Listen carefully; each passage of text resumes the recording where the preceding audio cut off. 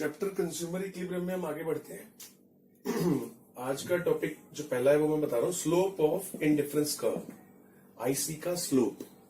तो आईसी का स्लोप क्या होता है? आईसी का स्लोप एमआरएस ही होता है। एमआरएस आप पढ़ चुके हो, मार्जिनल रेट ऑफ सब्सटीट्यूशन, वही एमआरएस का स्लोप है। अगर एक नंबर में आता है तो आप ये भी कह सकते हो कि डेल्टा सैक्रिफाइस अपॉन में डेल्टा गेन। तो ये स्लोप ऑफ आईसी है। मैं एक बार आपको रिमाइंड करा देता हूं। अगर आपको याद हो, हमने एक शेड्यूल बनाया था, उसके अंदर एक एप्पल और एक ऑरेंज इंडिफरेंट शेड्यूल बनाया था ना। A B C D E 5 option लिए थे। इन हर एक ऑप्शन पे कंज्यूमर का सेटिस्फेक्शन लेवल सेम है, यानी कि उसे एक एप्पल और 15 ऑरेंज में उसको जितनी सेटिस्फेक्शन है उतनी ही 2 एप्पल और 10 ऑरेंज, 3 एप्पल और 6 ऑरेंज, 4 एप्पल और 3 ऑरेंज, 5 एप्पल और 1 ऑरेंज। हर एक ऑप्शन पे उसका सेटिस्फेक्शन सेम है। ठीक है, ये इंडिफरेंस शेड्यूल था। फिर मैंने आपको बताया था MRS, marginal rate of substitution. देखो यहाँ पे सब्सटीट्यूट हो रहा है, एप्पल आ रहा है, ऑरेंज जा रहा है, यानी कि ऑरेंज की जगह एप्पल को सब्सटीट्यूट किया जा रहा है। लेकिन क्या रेट सेम है? यहां पर एक एप्पल 5 ऑरेंज की जगह आया है ना, 5:1। फिर एक एप्पल 4 की जगह 4:1, 3:1, 2:1। तो ये होती है MRS, marginal rate of substitution. Substitution का रेट कैसे दिखाते हैं इसको? अगर देखो, इसी को एमआरएस बोलते हैं, इसी को स्लोप ऑफ आईसी बोलते हैं, यानी कि जितना सैक्रिफाइस हो रहा है। तो अब देखो, मैं इस फॉर्म में लिखता हूं, डेल्टा सैक्रिफाइस अपॉन में डेल्टा गेन। सैक्रिफाइस कितना हो रहा है? 5। गेन कितना हो रहा है? देखो 5 का सैक्रिफाइस हो रहा है ना। गेन कितना हो रहा है? 1, यानी कि 5। फिर से डेल्टा मतलब चेंज मतलब इन दोनों में चेंज, उसको डेल्टा से डिनोट करते हैं। यहां भी गेन का चेंज, ये जो गेन हो रहा है तो कितना चेंज हुआ है? 1 का ना, 1। फिर से सैक्रिफाइस कितना? डेल्टा यानी कि डिफरेंस 4, गेन का डेल्टा यानी कि डिफरेंस 1, 4। फिर से डेल्टा सैक्रिफाइस 3 और गेन 1, 3। फिर से डेल्टा सैक्रिफाइस 2, गेन 1, 2। तो आप इसको फॉर्मूले की शेप में लिखोगे तो डेल्टा सैक्रिफाइस डेल्टा गेन, वैसे कहोगे तो ये हमारा ऐसा है, कहने को ये स्लोप ऑफ आईसी भी है। ठीक है,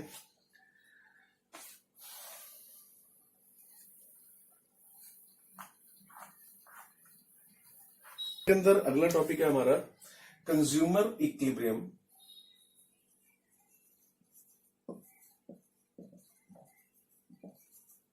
थ्रू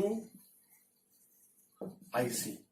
देखो, हम कंज्यूमर इक्विलिब्रियम पहले कर चुके हैं, लेकिन उस कंज्यूमर इक्विलिब्रियम में जो हमने किया था वो, अगर आपको याद हो, in case of 1 commodity, in case of 2 commodity, इस टाइप से किया था। अब जो मैं कंज्यूमर इक्विलिब्रियम करवा रहा हूं वो करवा रहा हूं आईसी के थ्रू। ठीक है, अब आईसी के थ्रू जब हम कंज्यूमर इक्विलिब्रियम करते हैं, कैसे होगा कंज्यूमर इक्विलिब्रियम? उससे पहले आपको एजम्पशंस लिखनी है, एजम्पशंस ऑफ आईसी, जो कि मैं पहले वीडियो में बता चुका हूं। फिर आपको ये कर्व को एक्सप्लेन करना है। कर्व देखो क्या है, ये है एक बजट लाइन। बजट लाइन भी मैं समझा चुका हूं। ठीक है, और एक ये आईसी है, एक ये आईसी है, और एक ये आईसी है। आईसी मैप, ये भी हम बात कर चुके हैं। आईसी मैप जिसमें एक से ज्यादा आईसी होते हैं। ये IC1, ये IC2, ये IC3। तो अब हमें बताना है कि कंज्यूमर इक्विलिब्रियम कहां पर होगा। तो आईसी के थ्रू कंज्यूमर इक्विलिब्रियम कहां होगा? कंडीशंस, 2 कंडीशंस है कंज्यूमर इक्विलिब्रियम की आईसी के थ्रू। पहली कंडीशन, जहां पर slope of budget line equal होगा slope of IC. Budget line का स्लोप आईसी के इक्वल होगा।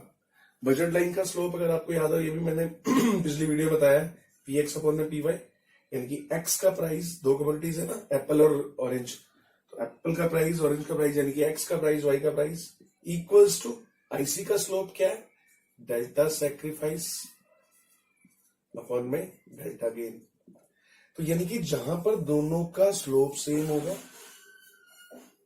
और दूसरी बात, जहां पर एमआरएस फॉलिंग होना चाहिए, एमआरएस फॉलिंग। एमआरएस फॉलिंग होता है तभी तो कॉन्वेक्स होता है, याद करो। मैंने बताया एमआरएस अगर इंक्रीजिंग होता है तो कॉनकेव होता है, एमआरएस अगर डिक्रीजिंग होता है तो कॉन्वेक्स होता है, एमआरएस अगर कांस्टेंट होता है तो फ्लैट होता है, याद है ना। तो जब भी आपको क्वेश्चन आता है कि कंज्यूमर इक्विलिब्रियम आईसी के थ्रू समझाओ, तो आप लिखोगे, पहले अजम्पशन लिखोगे, फिर इसकी दो कंडीशंस लिखोगे कि consumer equilibrium through IC depends on the two conditions. ये दोनों कंडीशन अगर होंगी जहां पर भी, वहां कंज्यूमर इक्विलिब्रियम हो जाएगा। मतलब बजट लाइन का स्लोप, देखो ये बजट लाइन जा रही है, ठीक है। अब देखो इसका जो स्लोप है, ये बजट लाइन का जो स्लोप है, और ये आईसी का स्लोप भी है, आईसी का स्लोप। देखो अब ये आईसी का स्लोप है, क्या यहां पर बजट लाइन का स्लोप दोनों सेम है? नहीं, बजट लाइन का स्लोप यहां है, आईसी का स्लोप यहां है। तो ऐसी कौन सी जगह है जहां पर दोनों का स्लोप सेम हो जाता है? ये आ रहे करीब, और यहां पर इस जगह पर देखो, जितना आईसी का जो स्लोप है, ये स्लोप, और जो बजट लाइन का जो स्लोप है, ये स्लोप, ये दोनों सेम हो गए ना।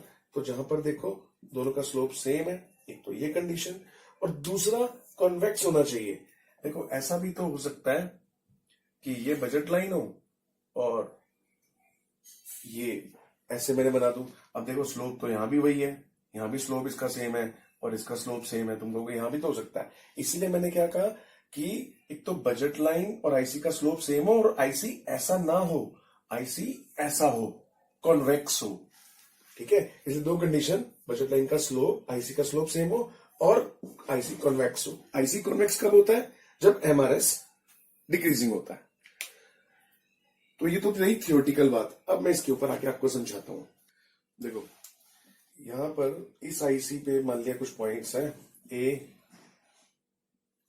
बी सी, यहां पॉइंट है पी क्यू और आर, यहां है एक्स वाई और जेड। अब बात करते हैं एबीसी आईसी 1 है, उस पर जितना ए पे सेटिस्फेक्शन हो रहा है उतना ही बी पे हो रहा है, उतना ही सी पे हो रहा है। आईसी 2 है, इसके ऊपर भी 3 पॉइंट है, कंज्यूमर जितना पी पे सेटिस्फाई हो रहा है उतना ही क्यू पे, उतना ही आर पे। सेटिस्फेक्शन लेवल सेम होता है, मैंने बताई चुका हूं आपको कि एक आईसी पर जो भी पॉइंट होते हैं वहां पर कंज्यूमर सेटिस्फेक्शन सेम है। अब मेरे क्वेश्चन के अकॉर्डिंग, मेरे अकॉर्डिंग कंज्यूमर इक्विलिब्रियम यहां पर है, इस पॉइंट पे कंज्यूमर इक्विलिब्रियम क्यों है? अब आप कहोगे क्योंकि सर अभी आपने बता दिया कि दो कंडीशन है और दोनों कंडीशन यहीं पे फुलफिल हो रही है कि एक तो कॉन्वेक्स भी है और दूसरी कंडीशन दोनों का स्लोप सेम है। वो तो चलो एक थियोरेटिकल बात हो गई।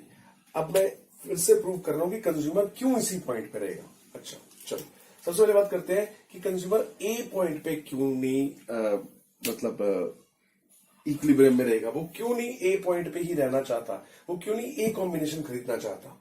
वो इसलिए क्योंकि देखो ये बजट लाइन है, ए पॉइंट तो उसके बजट में भी आ रहा है ना, उसकी बजट लाइन के ऊपर है, तो यानी कि उसके बजट में भी आ रहा है ये कॉम्बिनेशन।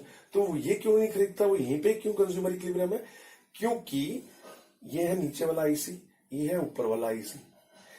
जब बजट लाइन उसकी ये वाली पे भी उसका उतना ही पैसा लग रहा है, यहां भी उतना ही पैसा लग रहा है, यहां भी उतना ही पैसा लग रहा है, तो वो नीचे वाले आईसी पे क्यों रहना चाहेगा? क्योंकि नीचे वाले आईसी से ऊपर वाला आईसी उसको ज्यादा सेटिस्फाई करता है ना। तो इसका मतलब देखो बी पे तो बिल्कुल भी नहीं रहेगा, क्योंकि ये तो बजट से नीचे आ गया, क्योंकि पैसा बच रहा है। और कंज्यूमर हमेशा एज्यूम करके चलते हैं, कंज्यूमर अपनी पूरी इनकम खर्च करके इक्विलिब्रियम में आना चाहता है। तो वो बी पॉइंट तो साफ ही बना हो गया, क्योंकि यहाँ पे बजट से उसकी कम इनकम खर्च हो रही है। तो अब बात आ गई सी और ए पॉइंट की। इसमें मैंने क्या बताया कि ए और सी पॉइंट से ज्यादा प्रेफर वो क्यू को करेगा, क्योंकि देखो बजट में ए भी आ रहा है, बजट में क्यू भी आ रहा है, बजट में सी भी आ रहा है, लेकिन ए जो है नीचे वाले आईसी पे है, देखो ना इस वाले आईसी पे है, तो यानी कि यहां पर सेटिस्फेक्शन लेवल कम है, और क्यू जो है ऊपर वाले आईसी पे है। अब देखो सेम बजट, पैसे उतने ही खर्च हो रहे हैं, तो वो नीचे वाले आईसी पे यानी कि कम यूटिल्स पे, यानी कम सेटिस्फेक्शन पे क्यों रहेगा? जब उतने ही पैसे लग रहे हैं तो वो क्यू पे आएगा, ऑब्वियस सी बात है। इसलिए वो ए क्यू और सी में क्यू को प्रेफर करेगा, ठीक है। तो अब आप पूछोगे सर ठीक है, फिर वो पी क्यू आर में से भी क्यू पे क्यों रहना चाहता है, वो ये पी पे क्यों नहीं उसका कंज्यूमर इक्विलिब्रियम? वो इसलिए, अब देखो सेटिस्फेक्शन उसकी जितनी यहाँ है उतनी यहाँ है, उतनी यहाँ है, ये उसके बजट में पॉइंट आ रहा है सेटिस्फैक्शन। यहां पर भी क्यू पी पे भी सेटिस्फैक्शन उतनी है, लेकिन वो उसके बजट से बाहर हो गया। जब सेटिस्फैक्शन पी और क्यू पे सेम है तो वो क्यू बजट से बाहर अब जाएगा, ऑब्वियसली वो बजट के अंदर ही रहना चाहेगा, सेटिस्फैक्शन तो सेम है, इसलिए वो क्यू आर इन तीनों में से फिर से क्यू को प्रेफर करता है।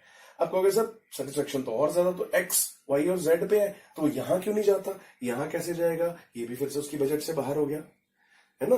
तो इसलिए आप देखोगे तो ले दे के आपको क्यू पॉइंट ही नजर आएगा जहां पर कंज्यूमर सेटिस्फाई है, इक्विलिब्रियम है, उसके बजट में भी है और उसको सेटिस्फैक्शन भी उसकी इनकम के अकॉर्डिंग ज्यादा मिल रही है। ठीक है, तो इसलिए क्यू पर कंज्यूमर इक्विलिब्रियम बनता है। ये तो थी समझने की बात। और थियोरटिकली मैंने बताया कि जब क्वेश्चन आएगा तो पहले अजम्पशन लिखोगे, ये मैं पहले लिखवा चुका हूं, आपको बता चुका हूं। उसके बाद कंडीशंस बताओगे, 2 कंडीशंस है, उनको एक्सप्लेन, फिर इस ग्राफ को भी एक्सप्लेन करना आपको। जब तक इस ग्राफ को एक्सप्लेन नहीं करोगे मार्क्स नहीं मिलेंगे। ठीक है, तो यहां पर आपका कंज्यूमर इक्विलिब्रियम चैप्टर फिनिश हो जाता है।